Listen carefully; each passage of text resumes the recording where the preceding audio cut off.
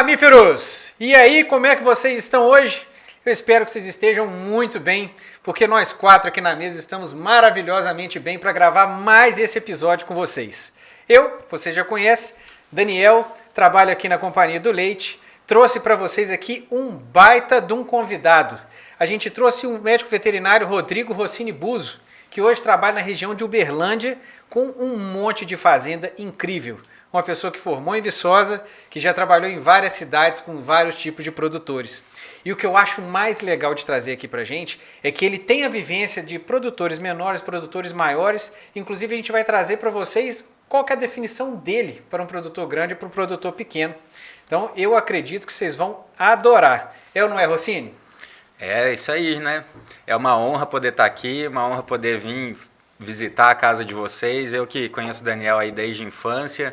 E ele sempre convidando para eu dar uma passadinha por aqui, para conhecer o restante da turma, conhecer o lugar. Lá no comecinho, né, do podcast do Mamíferos, quando eu assisti, seria mais fácil eu ter vindo, né? Que aí tudo era mato, né? Hoje vocês estão profissional no negócio, aqui tá mais difícil de eu acompanhar, mas nós vamos tentar. Não, mas com certeza. E gente que tem história, gente que tem experiência e tem o que falar pra gente, a gente tem que trazer aqui, independente se é no início ou no final, desde que venha, né? E foi difícil, porque não quis vir de jeito nenhum, né? Ah, não, mas a entrada pra cá, ela é dura, né? Tem muita curva, a hérnia de disco aqui canta.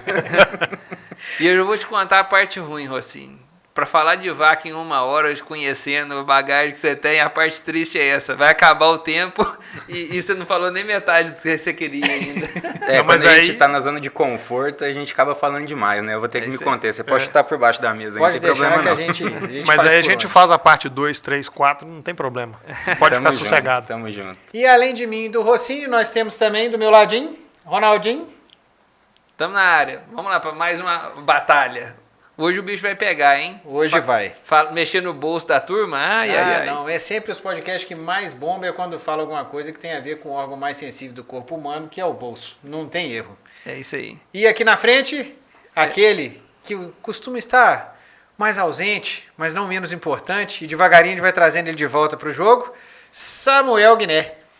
Sejam bem-vindos todos. Esse podcast realmente vai ser um negócio fantástico. E vamos começar a discutir o nosso assunto principal, que é custo, né? É isso aí. Seja grande ou pequeno, quer um custo mais ameno. Essa aí é uma frase para a gente usar para frente, para sempre. Um custo menor é sempre, quer dizer, não é sempre, mas é sempre onde a gente procura fazer, desde que a gente não perca em produtividade, não perca principalmente em margem. Que nem sempre o menor custo é o mais interessante, né? Conhecendo há 20 anos, não sabia desse seu dote de poeta, hein, não? Não, você não está entendendo, não. Agora, que quando a gente começou o podcast, a gente aprende cada coisa que você nem imagina. O tanto que eu já aprendi de vídeo, de som, de não sei o que lá, você não está entendendo. Mas eu acho muito bacana a gente falar um pouco disso, principalmente nesse momento agora que a gente está de custos que subiram um pouco, agora começou a descer e importação vindo forte, e mais o custo de produção subindo. Então, é sempre um assunto em voga, mas tem vezes que eu acho que a coisa fica um pouco mais complicada, um pouco mais desafiadora, e aí essa discussão vem mais à tona do que em outras épocas de bonança de preço, né? Então, para começar, e para quando a gente fala do título de seja grande ou pequeno, Rossini, traz para a gente.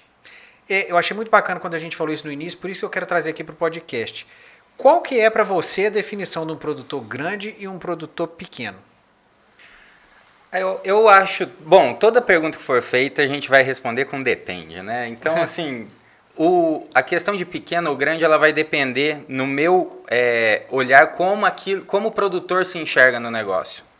Escala de produção é importantíssimo na atividade leiteira, a gente já vem acompanhando isso há muitos anos. Só para o pessoal ter uma ideia, quando eu comecei na assistência técnica, meu grupo tinha uma média de 200 litros de leite. Hoje meu grupo passa de 5.000 litros de leite. Claro que troquei de região, troquei de produtores, mas hoje a gente vê com muito mais facilidade fazendas aí com 10, 12, 15 mil litros de leite, quando antigamente essas daí estavam no top 10, né, dos levantamentos anuais. Então a fazenda hoje, o pequeno produtor, é claro que é relativo ao que ele tem de estrutura, Muitas vezes eu tenho produtores aí com 500 litros de leite, com uma produtividade por área, uma produtividade por capital empatado altíssima. Então, eu não consigo chamar esse cara de pequeno. Esse cara, para mim, ele é um grande produtor com aquilo que ele tem de recurso. Tem toda aquela diferença de produtividade e de produção, mas um produtor que consegue extrair um volume de leite com pouco recurso, com área pequena, com estrutura enxuta, esse cara, para mim, ele não pode ser considerado um cara pequeno. A gente tem que levantar a bola desse cara porque ele fez por onde. Do mesmo jeito que vejo aí produtores com mais de 10 mil litros de leite que poderia estar com muito mais, 2, 3 vezes isso. E claro que eu não vou chamar esse cara de pequeno, mas é um cara que usa pouco o recurso dele, usa pouco a estrutura, pouco o que ele tem já empatado ali, ele pode evoluir muito mais no negócio. Rossini, a gente vai tratar do tema hoje de custo, né? Seja grande, seja pequeno, aquele que impacta menos, que era um custo mais ameno, né? Nosso poeta trouxe essa para a gente como tema de hoje.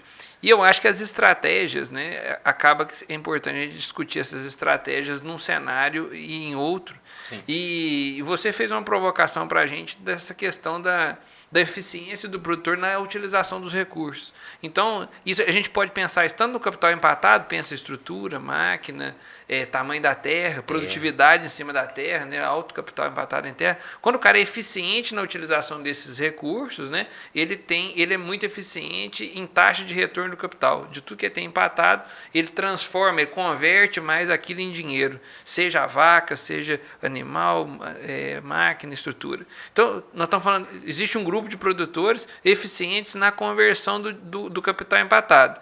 Esse grupo, independente da escala de produção, ele já toca algumas estratégias e ele pode levar isso também para custeio. Toda essa ideia dele, né, ele tem que levar para custeio, porque se ele é eficiente, nós estamos falando do retorno, ele faz o dinheiro voltar para pagar o capital que ele está abastecendo ali, ele pode fazer isso mexendo na renda, mexendo no custo. Para ele conseguir essa eficiência, normalmente ele tem que atacar os dois. Então, esse é um cenário do cara. O cara é eficiente na utilização do capital. Ele pode ser grande, pode ser pequeno. Mas, fatalmente, nós vamos ter que discutir estratégias que impactam pelo volume mesmo. Sim. Entendeu? O cara que tem 100 litros de leite por dia, 200, 300 litros de leite por dia, ele vai ter dificuldade de comprar uma soja direto. Ele vai ter dificuldade de caixa para comprar milho, para poder fazer um milho reidratado, entre outras estratégias que nós podemos discutir de custo. Então, fatalmente, assim, a escala vai bater a nossa porta. Né? Com certeza. E eu estou fazendo essa introdução aqui já para chamar a atenção nossa na cadência que a gente vai tomar aqui para frente, a gente sempre lembrar assim, se eu tenho um cara de escala grande, esse cara está tirando muito leite, o que ele tem que pensar? Se ele estiver tirando muito leite e tiver com problema de custo, qualquer coisinha que ele vira na chave, vamos falar de custo não, se ele reduzir a contagem, se ela só mais mudar de faixa de pagamento por qualidade, compra um carro no final do mês. O impacto é grande, né? Então, se Sim. 2, 3, 4 centavos por litro em quem tem muito leite, toda hora vira muito dinheiro que incomoda, que bate a porta, que incomoda. Então, o cara tem escala, a gente tem esses efeitos. E, às vezes, estratégia, quem tem escala e falha em algumas estratégias de redução de custo, pode, às vezes, sair de mercado mais rápido. Perder a atratividade grosseiramente. Se tem um capital grande empatado, você perde a atratividade daquele negócio e sai da atividade. Exemplo, acontece muito com pessoas que não são do segmento leite, ele não está lá pilotando a fazenda, tem outro negócio, e ele não está conseguindo transformar aquilo em taxa de retorno do capital. Mas então, assim, feita essa introdução... Porque eu acho muito importante a gente sempre falar isso. Nessa situação que você está falando, de que a pessoa tem uma coisa por fora, e aí a fazenda nunca dá o retorno do capital que ele tem quando ele está na cidade ou no outro empreendimento dele, normalmente... O que eu vejo, normalmente está ligado ao fato de que ele não dá foco na fazenda dele, dá foco no outro negócio. Fazenda é hobby, né? Exatamente, fazenda hobby, brincando de fazendinha e depois reclama que o negócio não está dando um retorno. Eu falo, mas peraí, mas você não dedica aquilo, como é que uma coisa vai dar retorno sem a dedicação que precisa, né? E o não pior, é porque a atividade é errada. E o pior é que ele acha que simplesmente porque tem capital, que ele põe o capital na frente, e que aquilo vai retornar. E não é necessariamente dessa forma que o negócio funciona, né? Sim, sim. Muitas vezes ele sabe usar capital na cidade, no negócio dele, muito bem, e acha que ali ele vai tirar de letra que... Às vezes ele está na roça, no lugar que ele gosta, né, para rimar, E aí ali que ele vai fazer muito melhor, né? E não é bem assim, né? Normalmente investindo na coisa que ele não conhece, né? E a gente tem que gastar muito bem os recursos que a gente tem. Por exemplo, o pessoal que está escutando a gente tem que gastar o recurso do dedo para poder clicar, ativar o sininho de notificação e vir através desse microfone de ouro lembrar você de que você tem que seguir o Mamíferos Podcast e pegar aquele produtor que está com dificuldade, que está precisando de ter um custo mais ameno e mostrar para ele esse podcast. Compartilha no WhatsApp. Você pode trazer isso através do YouTube, pode trazer através do Spotify, você tem várias formas de trazer o produtor para poder escutar isso aqui junto com você. Então fica a dica aí para vocês agora nesse baita desse microfone de ouro. Segue a gente, segue JPA Agro, Companhia do Leite, Mamíferos Podcast, a Xuxa, mais alguém? Rodrigo Rossini Buzo e aí por diante. Então é isso aí, gente. Microfone de ouro para vocês nunca esquecerem disso. Um abraço. Respira. Respirei. Já fez sua parte. Já fiz minha parte, Baixou vamos lá. o custo. Eu quero é faturar. Mas resumindo então, eu acho isso aqui bacana. Produtor grande e produtor pequeno. Produtor grande que tem uma alta produtividade, um produtor tecnificado. Produtor pequeno é aquele produtor que realmente podia estar utilizando os recursos dele de uma forma mais eficiente. Eu acho que o produtor pequeno é aquele onde a escala vai impactar muito no poder de compra, no poder de negociação dele. Eu acho que esse pode ser talvez a melhor definição para o que seria um produtor pequeno. Na hora dele comprar tudo é mais difícil, o caixa é mais apertado, porque tudo impacta mais para ele. Então esse talvez seja não o volume de leite que importaria, mas sim a escala impactando no poder de negociação dele. Esse talvez fosse o produtor que sairia aí como tido como um pequeno produtor, né?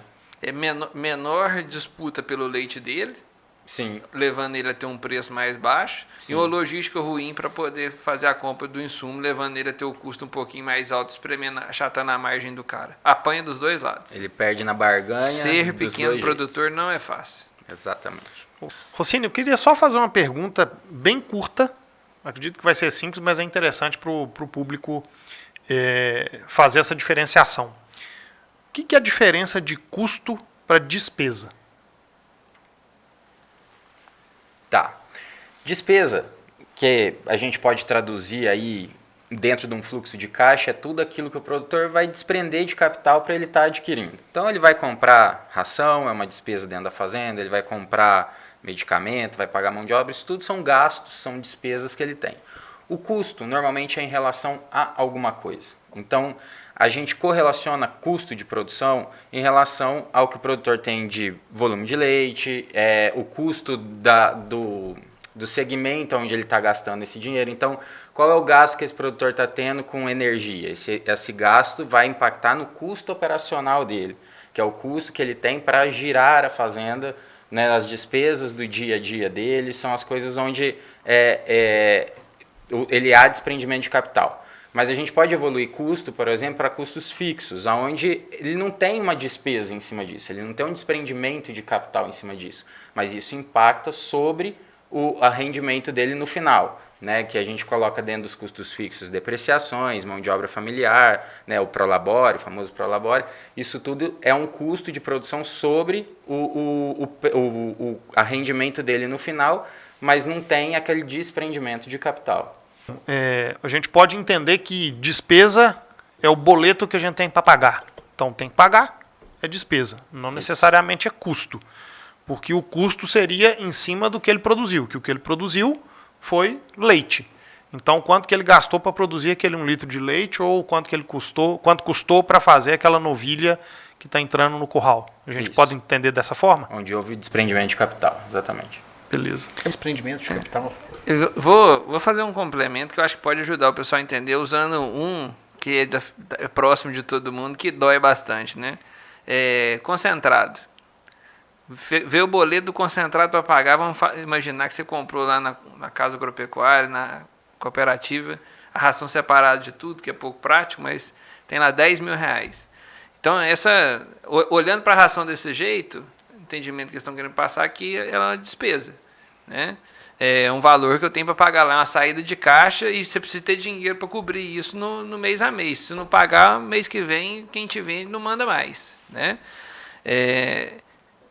Quando eu falo de custo, pagar 10 mil reais de ração é muito ou é pouco? Depende de quanto litro de leite você produziu com isso, né? E aí a gente vai analisar isso impactando, né, as metodologias que a gente usa, e o Rodrigo Agostinho também usa, a gente chama de custo operacional efetivo, essa despesa. Quando eu divido ela por litro de leite, eu vou ter aquele custo operacional efetivo por litro de leite para poder entender o impacto disso. Quanto menos, melhor? Não necessariamente. Não necessariamente. Por quê? Quando a gente está dando pouca ração para a vaca, eu posso não estar explorando o máximo dela de produção. E às vezes eu posso dar mais ração para ela e o custo por litro ainda ficar mais barato, porque eu fiz ela produzir mais. Isso. Não é quanto menor a despesa, sim quanto menor o custo. Menor custo, sim, esse é o objetivo, mas menor a despesa, não. Né? Então eu dei mais ração para a vaca, ela produziu mais leite e pode ser que o custo por litro ainda ficou mais barato. Eu posso estar na situação na propriedade que eu dei mais ração para a vaca, gastei mais ração por litro de leite, aumentei o custo por litro de leite numa determinada propriedade extrativista, e no final ainda me sobrou mais dinheiro, porque aquele cara não dava ração nenhuma, o custo dele era muito baixo, e eu tive que aumentar o custo um pouquinho daquela propriedade para poder fazer aquela propriedade ter mais renda. Então, traduzindo por miúdos, né? Essa visão de custo por litro é uma coisa e a visão de despesa isolada é outra, né? E o grande trabalho, a grande missão nossa aqui hoje, eu acho que nós temos que ajudar o produtor a pensar nessa questão do custo por litro de leite, que ele compara com o preço dele, ele visita no preço do leite dele e começa a analisar o resultado dele de forma fácil. Né? Eu vou soltar uma bomba aqui nesse... Você quer falar, Sim? Não, só ia falar que é muito impactante, às vezes você pegar um relatório de despesas anuais de um produtor e às vezes você vê lá dezenas, centenas de milhares de gasto com concentrado, né, por exemplo, um gasto absoluto lá de 200, 500 mil reais com concentrado. Aí o produtor assusta, mas quando você joga isso para o custo de produção e vê o percentual de gasto de concentrado dentro da atividade, se ele estiver dentro ali do que é o que a gente chama de benchmark, dentro de um ideal ali entre 35%, tá ok para essa fazenda. Então, às vezes, para esse produtor, aumentar a despesa dele e estimular um pouco mais a vaca dele pode vir até a ser positivo, né? É mais ou menos aquela ideia que o pessoal fala, né? Não, eu adoro pagar imposto, que o dia que eu pago imposto quer dizer que eu ganho mais dinheiro, né? Eu não sei se imposto de sempre... renda. Imposto de renda sobre o lucro, mas, né? Mas existe gente que pensa dessa maneira aí, que é uma forma, né? Agora, deixa eu soltar uma bomba para vocês, uma pergunta que é o que a gente vê direto nessa no época, campo. Daniel soltar a bomba não tá podendo, cara. Você vai me desculpar. Deixa eu dar uma notícia impactante. Eu fiquei foi assustado, porque ele falou que ia soltar uma bomba e ajeitou na cadeira. Né? Mas vamos pensar que a gente está na América do Sul, que o negócio está mais tranquilo. Mas olha só, estratégia para diminuir custo, hein? Preço do leite baixou, ração tá cara. A ração tá sempre cara. Então, o preço do leite baixou, tem que baixar custo. Eu vou lá e corto a ração da minha vaca ou diminuo bastante a porcentagem de concentrado em cima da dieta dela. Automaticamente meu custo baixou, compensação, meu litro de leite, a quantidade, o volume que eu produzo também baixa. O que vocês me falam com relação a essa estratégia amplamente utilizada a campo? Eu vou até complementar o seu exemplo. Não estou preparado para a seca. Então, meu leite vai cair. O que eu faço? Compro um caminhão de ração com prazo 30, 60, 90. Primeiro mês, aquela despesa não impactou no meu custo, mas eu joguei meu leite lá para cima. Nossa, sobrou dinheiro demais. Segundo mês, eu compro mais um caminhão de ração. Paguei só a primeira parcela, que é a de 30. E assim sucessivamente. Só que na hora que chegar no quarto mês, eu estou pagando uma de 30, uma de 60, uma de 90. Encavalou tudo. Aí eu sentia a despesa. Aí o meu custo subiu. Aí o que eu faço? Nossa, preciso de baixar meu custo. Corta a despesa. Só que a despesa é o quê? O caminhão de ração. Aí eu corto a ração. Corto a ração, só que ainda tem um monte de prestação de 60 e de 90 para pagar. Sem leite agora. Sem leite. O dia que você corta a ração, o leite quebra no outro dia. Exatamente. E com aquele negócio, né? No final das contas, vamos botar, se você compra em 3 vezes com 30, 60 e 90, no final do terceiro mês, se você sempre comprar dessa forma, você está comprando à vista, porque são 3 parcelas juntas, Sim. mas com preço de aprazo. Essa é a tragédia. Com certeza. E muitas vezes sem o estoque.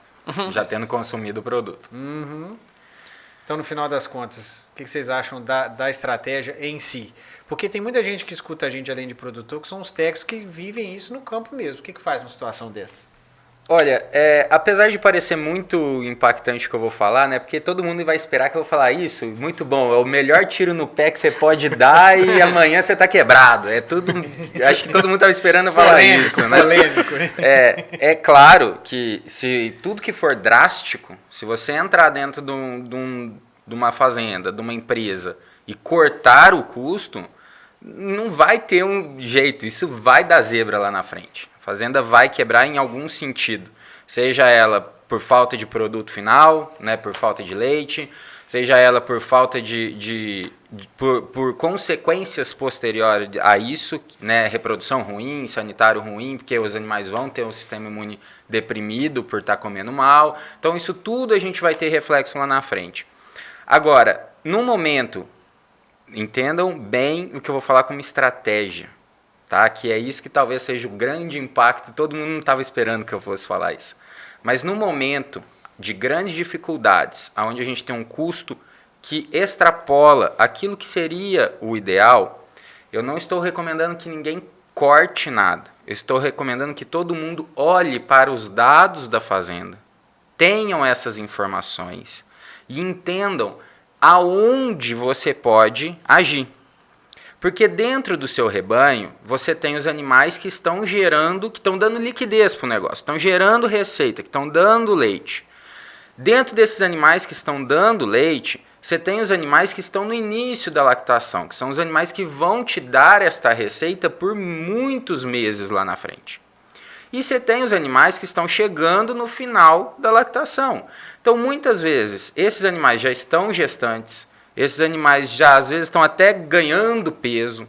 Pode ser que nesses lotes, com um trabalho profissional bem feito do consultor da fazenda, olhando aonde ele pode agir, há sim maneiras de reduzir. Mas eu estou falando aqui algo que o produtor não tem que tomar decisão sozinho, não tem que sair metendo o pé pelas mãos e cortando ração de vaca.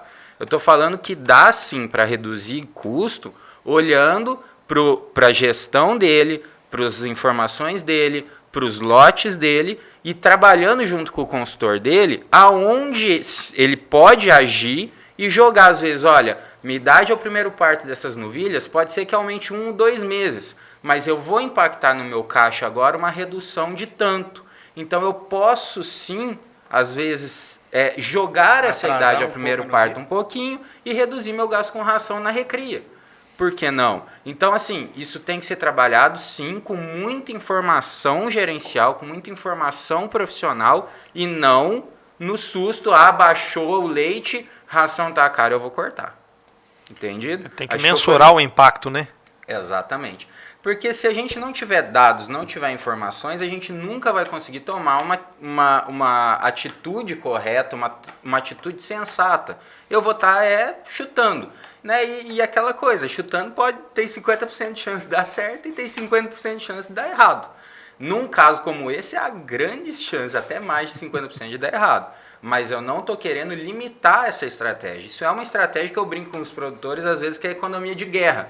Então, se eu entro num custo alto, num momento de transição de preço caindo, que historicamente não seria a época, né? Mas a gente está vendo isso acontecer nesse momento, talvez fazer uma substituição do insumo. Se eu estou usando ração milho e soja, às vezes eu posso substituir por uma outra ração que tem um sorgo, que tenha algo mais em conta, uma casquinha, um outro insumo, fazer cotação disso. Quando a gente fala de produtor maior ou de produtores menores que se unem, a gente juntar aí para fazer uma compra estratégica, entender que agora às vezes nós vamos encontrar oportunidades de mercado, que às vezes você compra e carrega isso durante esse período mais apertado de insumo mais barato, né? A gente consegue jogar isso para frente. Então são estratégias. E estratégia não adianta olhar para o vizinho e copiar. Estratégia cada um tem que ter a sua com base nas suas informações. Até para saber se deu certo ou deu errado, né? Exatamente. Porque você pode até, assim, se você chutar, pelo menos você tem que saber depois se o seu chute foi certo ou foi errado. E para saber isso, você tem que ter o dado depois lá para ver como é que foi. Pra Né? chutar, pelo menos tem que ter a bola na frente, né? Senão você não tá chutando nada. E né? o que o Daniel tá querendo dizer, digamos assim, ó, se você vai chutar alguma coisa, contabiliza o chute para você aprender. Basicamente é isso. E eu acho bacana do jeito que você falou, assim, porque eu costumo falar muito isso, né? Que entre o branco e o preto tem o cinza, né? Então não é corta a ração de tudo, não é deixa a ração para todo mundo, não continua do mesmo jeito, não. O que dá para fazer no meio do caminho que você prejudica menos a sua fazenda, mas que as coisas continuam rodando e você salva o caixa no curto prazo, né? Sim. Que eu acho que esse é outro recado que você falou aí, assim, no negócio, que eu acho muito bacana a gente pontuar. Que é aquilo que você sempre fala também, que é jargão de mercado, né? Que o caixa é rei. O caixa é sempre rei. Então não adianta nada você ter um alto custo sem lucro nenhum ou nenhum caixa hoje na sua fazenda, e sendo que você não tem como pagar a conta hoje, pensando que no futuro você vai ter algo brilhante, né? Se você morrer hoje, não adianta ter nada brilhante no Já futuro. vi muita empresa lucrativa quebrar por falta de caixa. Não foram poucos os casos. Tudo começa num momento como esse. O milho baixou, tá R$50 o saco, vou comprar o milho do ano. Né? E aí, muitas vezes, essa fazenda é uma fazenda lucrativa, pensou em fazer uma compra estratégica, até aí as ideias são muito boas. Aí o cara compra o milho, reidrata, enfia dentro do silo, e aí vai pagar, começa a apertar. Aí ele vende uma vaca ali, outra ali, para poder pagar. Vendeu vaca de leite, vai bater diretamente no fluxo de caixa dele, porque ele vai reduzir a liquidez, ele vai perder a escala de produção. Ali na frente ele diminui a escala, vem outra conta. A tragédia grave é que vem a silagem para fazer, Exato. não faz a quantidade que precisa, ano que vem tem que comprar mais ração porque não tem silagem para manter a vaca em pé. E aí, essa é a clássica. É clássico. E aí você vê a fazenda, uma empresa lucrativa, às vezes por anos, quebrar por uma falta de caixa de 2, 3 meses vendendo vaca. Aí arrebenta tudo. Esse é o clássico. Eu tenho um entendimento, eu queria revisitar a provocação do Daniel, que foi o seguinte: preço caiu, que decisão que toma para fechar a caixa? Essa é a provocação. Sim. Fechar a caixa, pessoal, é o seguinte: eu tenho uma renda, tenho uma despesa, tenho uma renda, tenho uma conta para pagar. Começa a faltar dinheiro para pagar a conta, eu preciso fazer alguma coisa. Como eu não controlo o preço, é a grande reclamação do produtor, não tem previsibilidade em relação ao preço, o que sobra para ele é afetar a despesa. E a decisão, ela é normalmente o alvo é o concentrado, porque é o que mais impacta na despesa. Como é que sai dessa? Então, eu queria ajudar a ampliar o pensamento. Eu acho que nós já fomos felizes em falar nas medidas de curto prazo, né, dessa leitura que o Rossini falou lá. Essa vaca suco está dando muito leite, se você cortar comida dela, você corta a renda, não resolveu nada. Você sai no final, a renda caiu e o custo caiu na mesma proporção, você continua na mesma dificuldade. Você só massageou a sua cabeça de tomar a decisão de cair custo. Diminuiu né? o boleto, Você matou a lactação da vaca do ano inteiro. Essa vaca não vai mais dar leite por 12 meses, não é só pelo mês. E se não seguinte. emprenhar, sabe-se lá o que vai acontecer depois, Exatamente. né? Então, assim, você compromete o futuro da propriedade. Então, a minha provocação vai pensar assim: repetidos anos acontecendo isso, muitos produtores passam por esse desafio. Eu quero provocar o pessoal a começar a buscar entender a atividade no longo prazo. Então, assim, existe um comportamento natural de leite de safra e entre safra. A gente fala assim: não, mas agora, Ronaldo, o preço do leite está caindo. Mas caiu porque o custo caiu na frente, desesperadamente, mantendo margem. Então, assim, eu não acho que é no momento. Nós estamos falando de mudança macroeconômica que mudou de patamar os grãos e o preço está descendo atrás, né? Agora, se a gente for falar no comportamento normal do leite, no Brasil nós temos um comportamento de safra entre safra bem definido, na maioria das vezes bem definido. E você sabendo disso, você pode começar a pensar em preparar a sua produção e entender o caixa do ano. E se você está na fase de crescimento, ou por qualquer motivo, tem qualquer cenário que está te apertando, e você sabe que tecnicamente você tem margem, eu tenho margem, estou aplicando a técnica de produção, tenho meu modelo validado, estou com o meu técnico aqui, eu sei quanto de leite que a minha vaca dá, eu sei quanto que ela está comendo, eu tenho margem nisso aqui, eu estou comprando meu milho bem, eu estou fazendo o dever de casa, mas o caixa apertou. Chegou no final do ano, o caixa apertou. Por quê? Porque eu tenho que pagar adubo, porque eu tenho que plantar comida para o próximo ano, o preço do leite momentaneamente está caindo e o preço do concentrado momentaneamente está subindo. Quando você tem um aperto de caixa, e aí vocês vão me ver falar nesse podcast 1 milhão de vezes, eu falei no que estava gravando anteriormente, vou falar novamente, nós temos que nos conectar com o mercado financeiro. Se você está tendo um aperto de caixa, você já é um empreendedor, você já é um cara brilhante, olha para mim. Ninguém falou isso, eu vou te falar, você já é um cara brilhante. Você está tocando, você tem coragem de acordar de manhã, o capital empatado mostra em vaca, em máquina. Você já é um cara fantástico, ninguém te falou isso, eu vou te contar, você já é um cara fantástico, empreendedor, tem uma boa consultoria técnica da Companhia do Leite lá. Eu falo que esse cara não tem o direito de passar vontade nem aperto com nada. Porque esse cara ele está na frente da maioria dos brasileiros. Né? Então ele não tem o direito de passar vontade. Qual que é a minha mensagem para você? O gerente seu do banco tá doido para poder te emprestar o dinheiro para você passar esse momento difícil. Vai lá, pega um custeio, planta o milho, você nessa época lá, planta o milho, paga o adubo, paga a mecanização que precisou. Por quê? Porque você sabe que você tem margem, você está enxergando a atividade no longo prazo. Você não vai acabar com a próxima lactação da sua vaca, você não vai deixar de emprenhar a sua vaca, você não vai matar a sua novilha.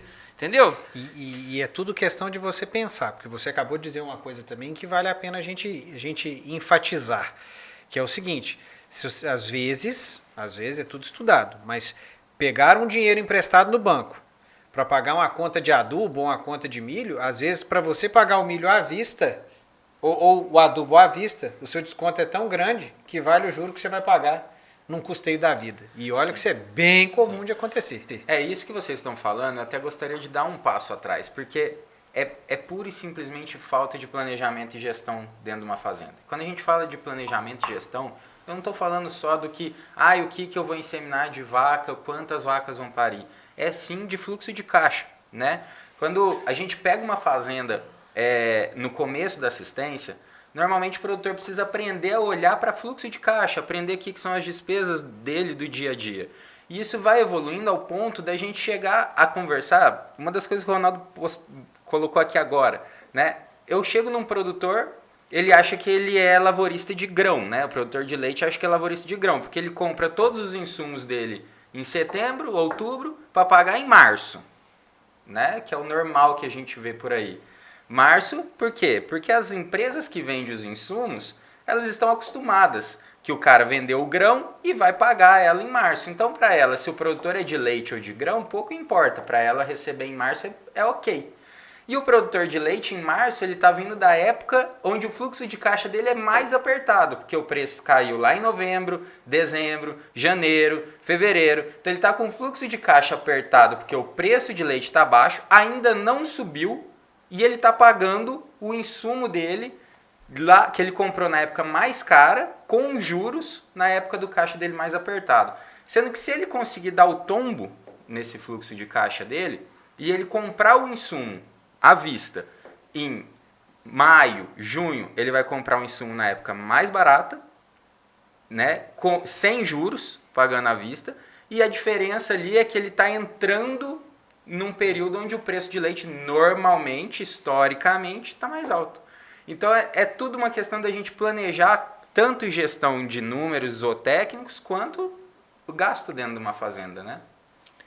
Eu conheci um produtor que reconheceu um grande problema de fluxo de caixa na recria.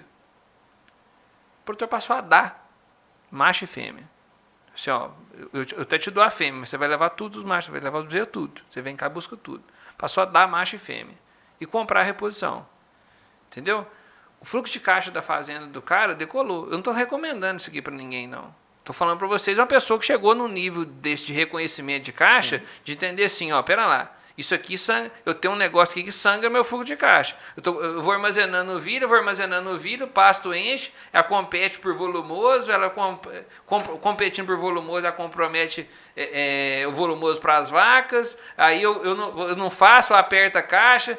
O cara sacou isso, falou assim, espera lá, vou diminuir. Outro exemplo mais prático, mais conhecido. Eu e Samuel fomos balde cheiano ortodoxo. né? Nós seguimos o negócio Raiz. assim, raiz mesmo, na risca. E uma das coisas excelentes que esse pessoal ensinou para a gente foi a recriar o volume de animal necessário para reposição. Isso joga custo lá para baixo, me ajusta a caixa e me ajuda a eu não tomar decisão precipitada, né? E tem mais uma coisa nisso também. Essa estratégia que você está falando, Ronaldo, ela tem um problema. Não é que ela tem um problema, mas ela costuma culminar em a pessoa, por exemplo, eu já vi isso também, dá macho e fêmea, vende por qualquer coisa lá, mas tira da minha casa, pelo amor de Deus, para eu não gastar dinheiro com isso. A pessoa que não tem a disciplina de comprar a reposição, Eu ia falar isso. esse é o início do fim dele. Mas entenda que não é a estratégia que está errada. Sim. É o jeito com que ele faz depois da falta de disciplina de fazer o negócio, né? E aí eu volto a reforçar a questão da gestão tanto de caixa quanto dos dados. Porque o que acontece? O que o Daniel colocou aqui é que um produtor que não tem uma gestão de caixa, na hora que ele dá os bezerros ou vende os bezerros dele, a primeira coisa que ele faz com o dinheiro é pagar a primeira conta que está na frente. E ele esquece que daqui a um tempo ele tem que repor as vacas dele. Sim. E aí o problema que ele tinha hoje, ele resolve, mas ele gera um problema que se ele não ficar esperto, não tiver gestão, não tiver acompanhamento e planejamento, ele vai quebrar daqui 3 anos. Porque ele não vai ter mais vaca de leite. E aí eu tinha um produtor que eu atendi, ele era um dos melhores produtores que eu atendi. E era um produtor que tirava 750, chegou a 750 litros. E era um dos grandes produtores. E ele tinha um negócio que era o seguinte, apertou o caixa por qualquer motivo, vende novilha. Aí ele, um gado muito bom, e ele vendendo as novilhas. Lógico que ele não vendia a cabeceira, né? Mas o fundo dele era incrível já. E ele vendia novilha. E aí o pessoal começou a falar comigo, os outros produtores que eu atendia na região, né? Que acaba que vira uma rede de fofoca de você tentar, todo mundo quer tentar puxar a informação sua dos produtores da região para saber dar a comparada, né? E o pessoal falou assim, mas fulano de tal lá é doido, vendendo a novilha dele, os futuros dele, tudo. Você está ficando doido que ele está vendendo o futuro? E aí você ia conversar com esse produtor e falava assim, que isso, Coelho? Você está ficando doido? Isso aqui só me dá despesa. As vacas de leite que o pessoal está querendo que eu venda é tudo que me dá receita. Eu vou tirar uma coisa que me dá receita e vou deixar outra que dá despesa? Não, deixa para lá. Só que quando ele vendia demais por qualquer motivo, ele tinha a disciplina de comprar o animal de novo para fazer a reposição. Então a coisa fluía bem. Administrava bem o caixa dele. Administrava bem o caixa dele. Vou dar mais um exemplo complementar nesse sentido, né?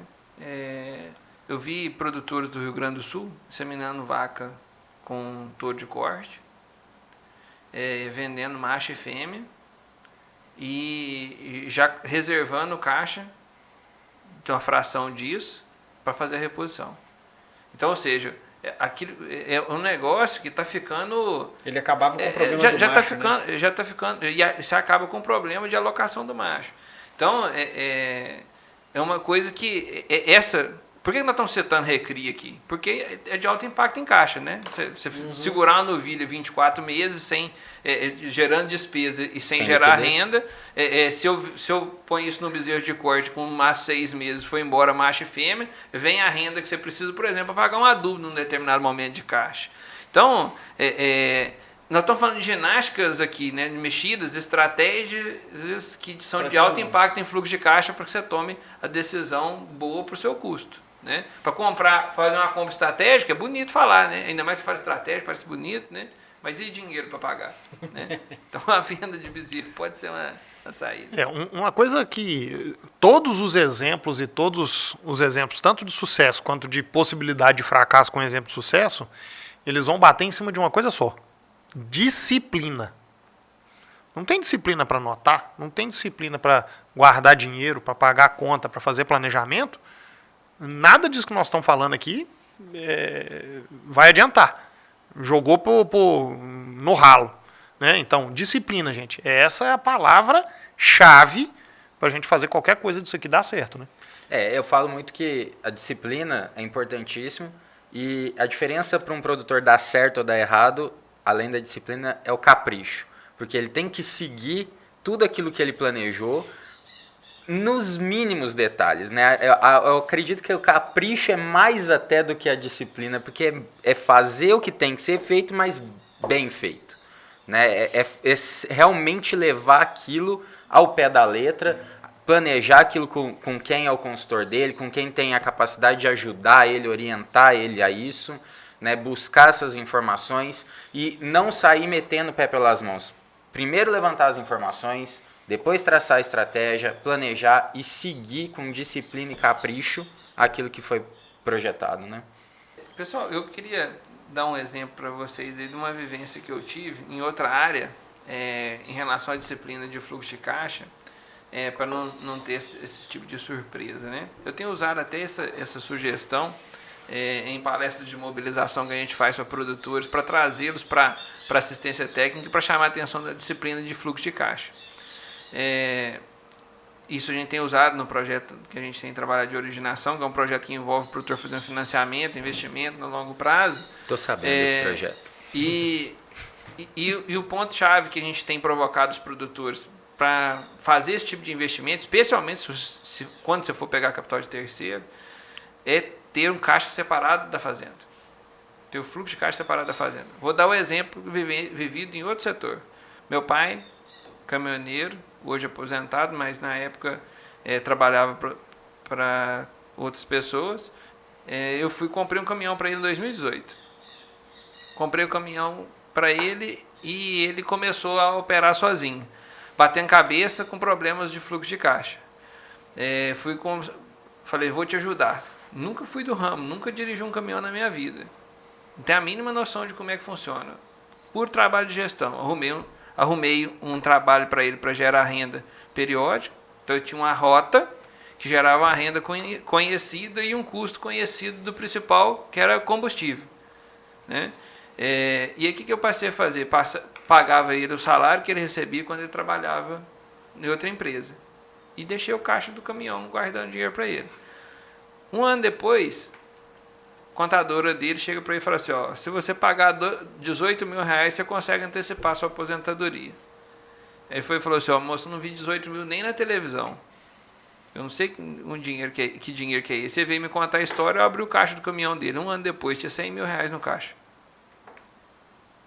Pagou os R$18 mil, comprou um carro para ele, aposentou e foi ser feliz. Sumiu, entendeu? Tá na beira da beira virou piloto de avião profissional. Virou piloto de avião profissional.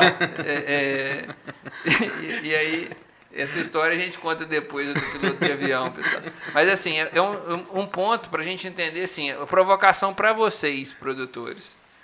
Qual que é o seu salário, qual que é a sua remuneração em relação ao negócio e ter a conta da fazenda. Qual a fazenda de leite que está nos assistindo, qual o produtor de leite que está nos assistindo, que tem a conta do negócio fazenda e que se paga um determinado salário? E a partir do momento que ele tem a conta da fazenda, aí eu acho um ponto importante, você tem a conta da sua propriedade. O dinheiro da propriedade está sendo acumulado, lá você tem um salário X. E você fez uma projeção de fluxo de caixa do próximo ano. Eu tenho tanto de leite, preço previsto tanto, custo previsto de tanto, chegou lá na frente, nós estamos esperando a renda de tanto. O que você está querendo se pagar de salário cabe dentro da margem? Coube dentro da margem. Então, ou seja, você sabe que vai sobrar dinheiro para você fazer sua selagem, para você comprar o adubo. Houve um estrangulamento, teve um determinado período aqui, eu tenho uma data aqui, se não botar R$20 mil, lá vai faltar dinheiro. Por ano o dinheiro dá, mas eu chegar em julho o caixa acumulado falta R$20 mil. Então eu já sei que eu vou precisar vender apertado em julho. Eu vendo 2, 3 meses antes, eu fui lá, apurei o dinheiro nas novilhas lá e garanti que vai chegar naquele mês, eu vou ter caixa. Agora, essas decisões tomadas na semana, você dá a novilha que vale R$10 mil, você dá a novilha por 7, por R$6 mil por outro, aí, porque você está apertado, precisa vender na hora. Então, essa visão de fluxo de caixa, eu acho que é uma primeira mensagem para os produtores que nós estamos chamou de planejamento, falou de caixa, fluxo de caixa, nós demos um monte de mensagem, mas a mensagem é, se você se antecipa e planeja seu caixa, nós estamos aqui, você vai assistir isso em 2023, ou está sendo gravado em 2023, você pode assistir até em 2030, né? Mas aqui, nós estamos em 2023, começa a pensar que vai ser 2024. Essa já é a primeira salvação, é a primeira dica que eu quero passar. Afinal, a gente já está entrando no ano agrícola de 24. Só um detalhezinho que é importante para fechar esse exemplo seu, Ronaldo. A fazenda tem uma conta no banco. O seu CPF, a sua família, tem outra conta.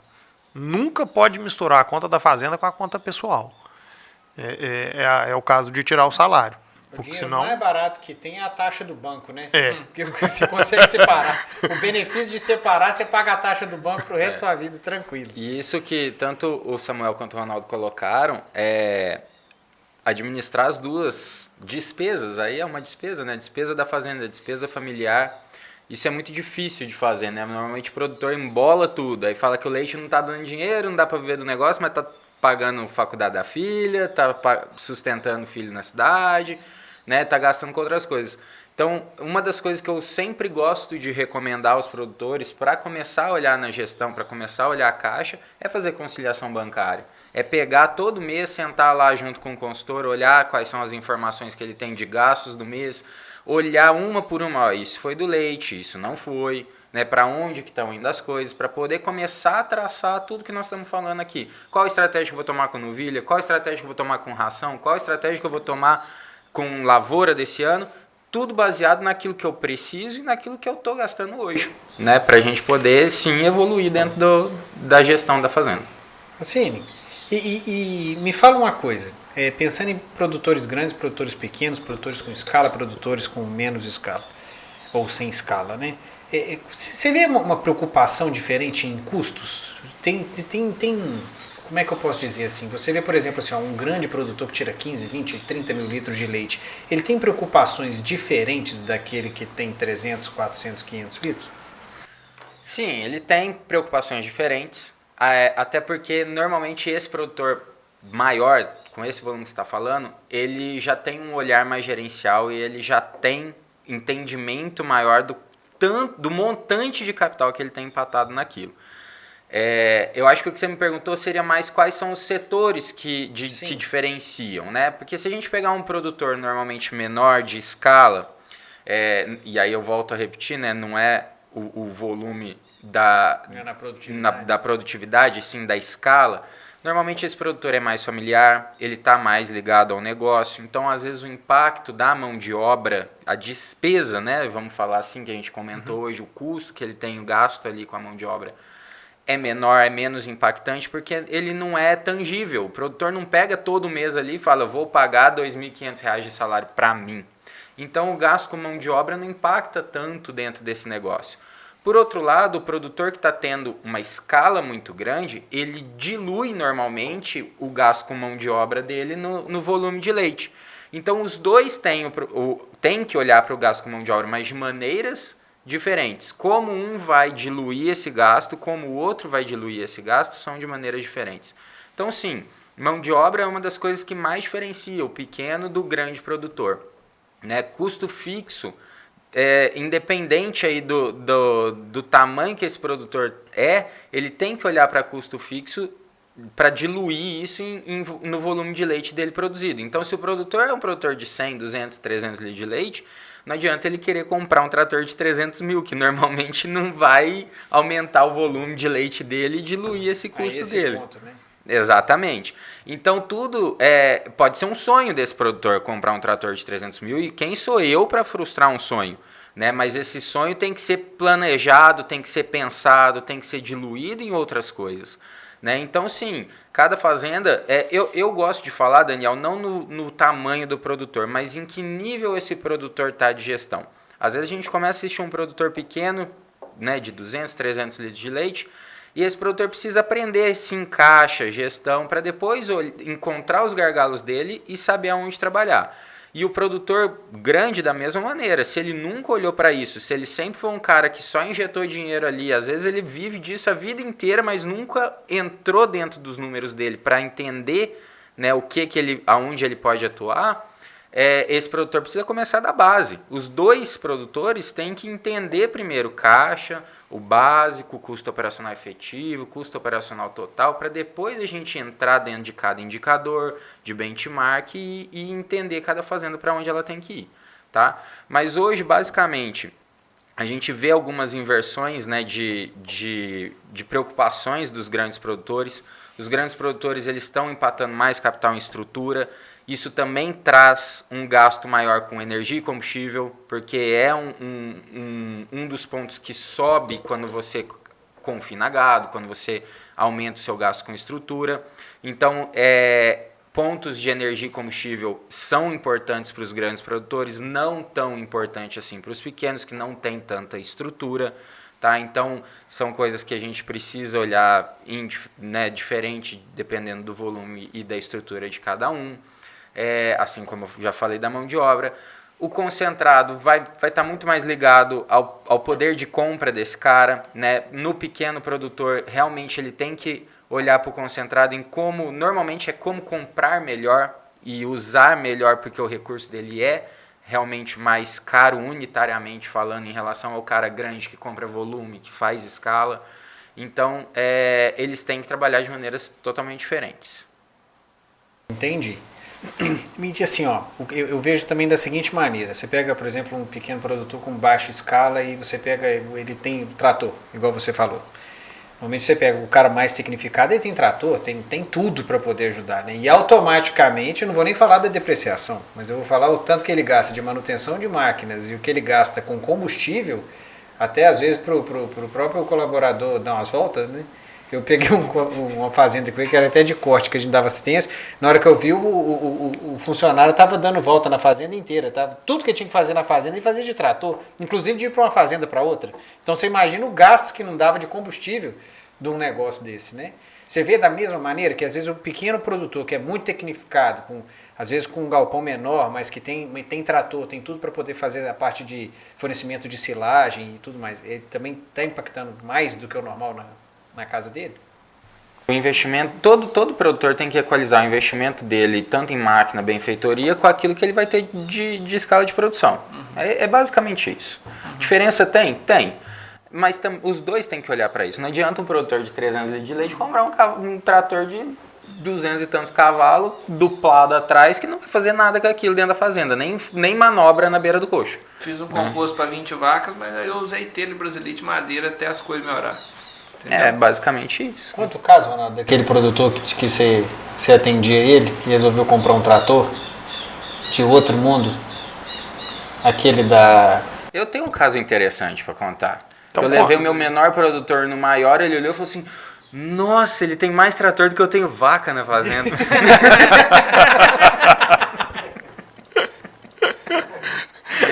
Eu fui numa fazenda que eu achei que o cara colecionava, tinha um de cada cor. Eu falei, ele é colecionador. Não posso dar nem pistas, porque é fácil saber quem que é. Mas o cara que ele tá dizendo, né, é o cara da charrete? É, aquele que você me levou lá, que a gente fez uma chorumeira pra ele uma época, que teve aquela filha que teve problema. Ah, sei. É o seguinte, esse cara tinha um fanático por causa de trator e o filho também gostava muito de trator, então assim, estava inspirado, focado no trator, só que tirava 200 litros de leite por dia. E aí chega o vizinho próximo a uma grande mineradora, a mineradora chega para eles e fala assim, ó, uma pessoa chega lá falando que estava representando a mineradora.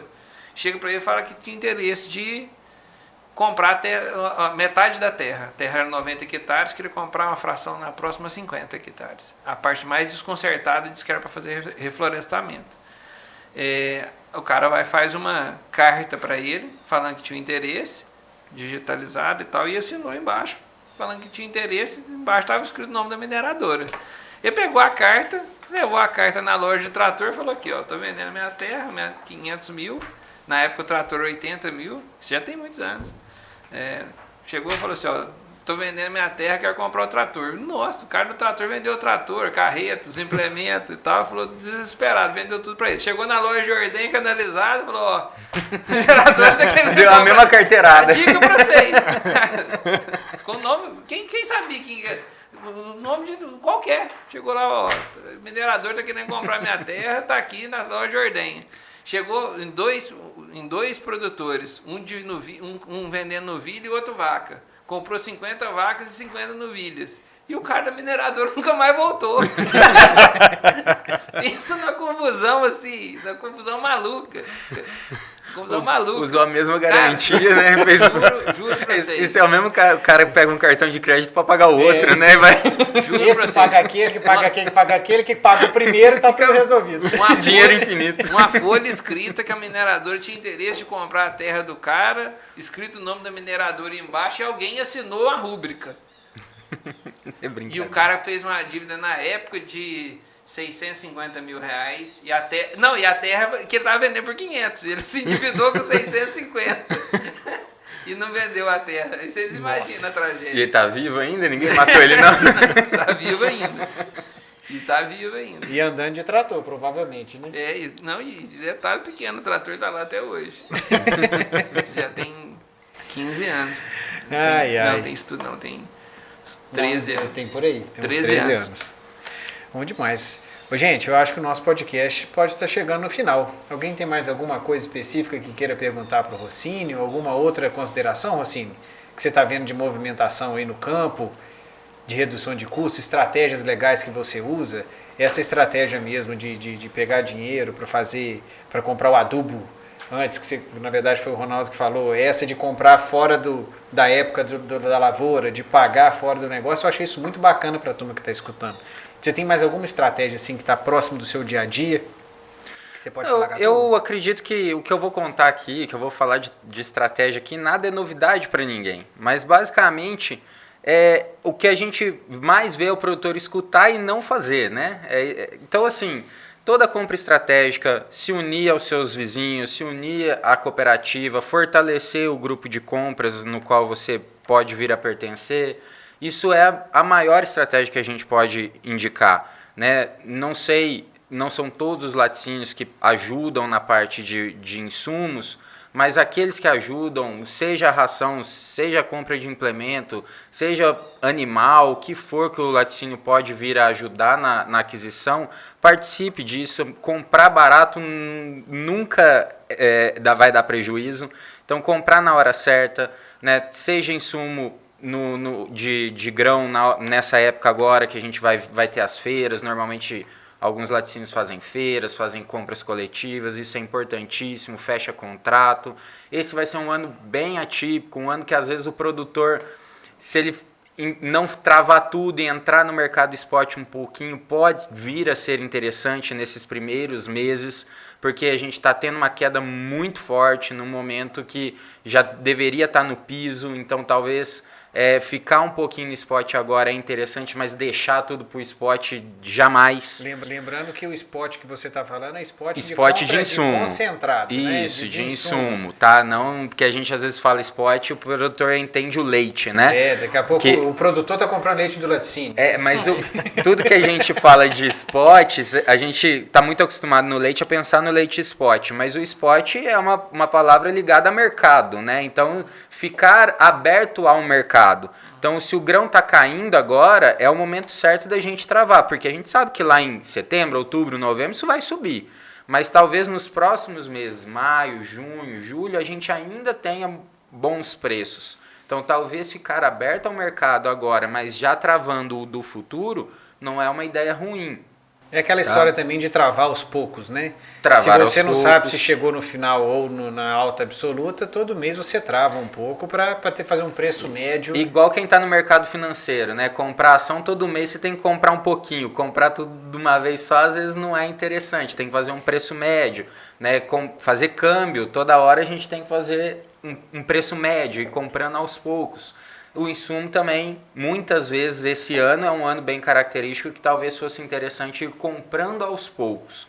Mas lembrando que não vai fugir. Setembro, outubro, novembro vai estar muito mais caro do que agora. Então, a gente tem que pensar em travar alguma coisa lá na frente, sim. Então, o insumo na hora certa de comprar. Quem já fez análise de solo para o próximo ano? Tá passando de hora, né? A terra já secou, já podia ter coletado, já podia estar correndo atrás de calcário na época que ninguém está correndo, porque vai correr atrás do calcário lá em agosto, setembro, não acha nem frete, né? Então comprar agora, já ir jogando, já ir corrigindo o solo, comprar os insumos, não sei se vocês viram o preço de ureia ultimamente, mas está abaixo de 3 mil, então quem já consegue comprar aí na casa de 2.300, 2.500, meu amigo, ureia, Apesar há quanto do tempo Putin, a gente não né? vê isso? Apesar do Putin. Exatamente. Então, assim, toda aquela especulação que a gente tinha de falta de insumo, de falta de milho, de produto por causa da Ucrânia, isso meio que caiu por terra, então a gente está tendo essa queda de preço, talvez seja um momento interessante de comprar. Porque não tem jeito, em outubro vai estar mais caro. Então, quem conseguir ir se planejando e comprando antes, fazendo o acompanhamento, a análise, conversar com o seu consultor para tomar as decisões do que vai impactar mais para ele nesse momento, essa estratégia não tem erro. Bom demais. Samuel, algo para nos dizer neste fim de episódio? Bom, só complementando o que o Rossini falou, o cenário, nesse momento que a gente está gravando o podcast, né, é importante deixar claro que é no momento que a gente está gravando o podcast, nós temos um cenário de baixa de dólar, baixa de milho, baixa de soja, baixa de fertilizante, apesar da guerra Rússia e Ucrânia. Temos confusão na Europa com relação à produção de alimentos, né, a tendência na Europa é cair a produção de alimentos, então se vai cair a produção de alimento lá, tem que comprar de alguém. Então, a possibilidade... mais um detalhe. China está dizendo que não quer comprar de ninguém. Sim. Neste momento. É por isso que caiu tudo.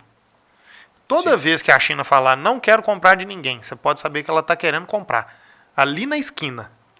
Ela está esperando o negócio chegar no fundo do poço. Exato. Então, a princípio, no meu ponto de vista hoje... É o mesmo ponto de vista do Rodrigo, que vai subir. Vai subir o preço das coisas todas. Vai subir preço de arroba de boi, vai subir milho, vai subir soja. Já tem um cenário prevendo uma subida de dólar, não nada excessivo, mas deve subir o dólar um pouquinho do ponto que ele está hoje. Então, o momento é de fazer o planejamento e executar sem muitas delongas.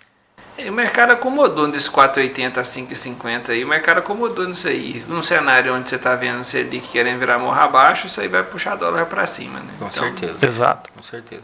E eu gosto de reforçar porque no ano passado foi um ano onde quem antecipou compra de insumo, principalmente para lavoura, adubo, acabou tomando uma ré.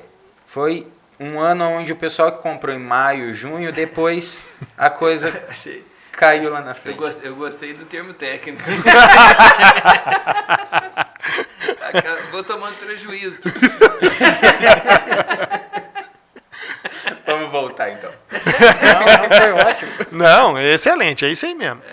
Mas isso aconteceu. Teve muito produtor que comentou comigo: nossa, Rodrigo, esse ano a gente fez todo o nosso planejamento, fizemos análise lá em maio, compramos adubos em maio, junho, e depois o preço caiu. Em outubro estava mais barato. Falei, pois é, mas a cada 10 anos, em um, a gente errou. Nos outros 9, a gente acertou. Se a gente estivesse fazendo o contrário, né? Como é que seria? Talvez em um ano a gente acertava na sorte. Você ia estar feliz, né? Só agora. Porque... Exatamente. Bom, pessoal, eu tenho aí algumas considerações complementares, né? Eu acho que todas as estratégias das fazendas que já vêm sendo bem gerenciadas tecnicamente, já foram dados vários exemplos. Eu queria chamar a atenção daqueles que estão com problemas graves de custo. O cara está no Mato Grosso, está bagunçado. E as estratégias de redução de custo altamente contundentes, que quebra a fazenda. A primeira delas e mais clássica, erro no planejamento volumoso. Se faltar comida para suas vacas, não falar de custo, não falar disso, eu acho que é perder a oportunidade.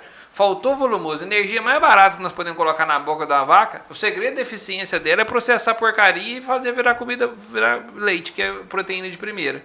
Né? Então come mato e faz virar uma proteína de primeira qualidade. Então a energia mais barata que entra na boca de uma vaca vem de volumoso. Então assim, precisa de ter um planejamento de volumoso compatível com a sua propriedade. Tem que ter a quantidade de comida para o rebanho que você tem. Isso aí antes de tudo que nós falamos. Se não tiver comida para as vacas, o resto vai dar errado. Essa é a primeira e grosseira. A segunda que a gente vê é uma escala de produção compatível com a mão de obra necessária para tocar o sistema. Então, se você não conseguir diluir sua mão de obra, não tiver, assim, eu gosto do exemplo clássico, assim, 300 litros de leite por dia e 3 funcionários para um tirar a folga dos outros 2. Cara, se você entrar essa propriedade não vai dar lucro de jeito nenhum, entendeu? Se essa renda dela vier só do leite. Então, esses detalhes, né, essa equalização da mão de obra, né, tornar